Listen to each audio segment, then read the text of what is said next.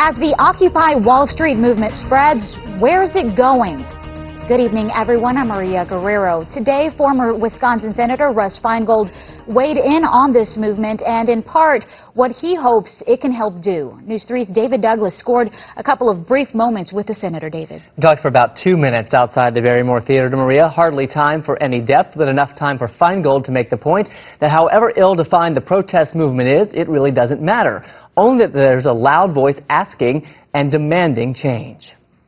You know, people have a limit, and they're up to here with this. On stage, before fans and party faithful, Russ Feingold said Sunday he supports the Occupy Wall Street movement.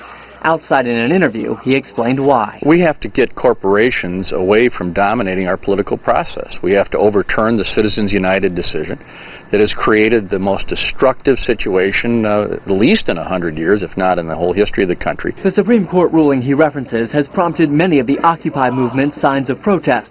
A landmark decision that changed the way corporate and advocacy money could be spent on politics, reversing provisions of Feingold's own campaign reform legislation co-authored with Arizona Republican Senator John McCain. For 100 years, corporations couldn't take your money and just take it out of their treasury and use it directly to try to buy up campaigns, and of course they can do it in secret as well. The really bright side of this is it's taking off nationally. Occupy Madison participant D.B. Pedersen says no matter how unpopular the protests may be, he hopes they can bring change. I've been in the workforce for 30 years now and have just seen my brothers and sisters around me take a beating while the rich get richer. Well, we didn't invent protesting in Wisconsin, but we took it to a new level. If Occupy was looking for an advocate, it seems to have found one in Feingold.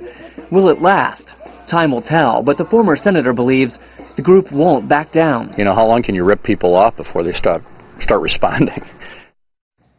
Some have called the movement a Tea Party for Democrats, and though many of the founding values are similar, that conservative group has condemned this more liberal one, though some participants say the Occupy movement isn't about right or left, and simply about where most of the American public is, the middle, and what can be done to make that class of folks more prosperous in times that have made even a little bit of comfort that much harder to come by. All right. Thank you so much, David, for that report tonight.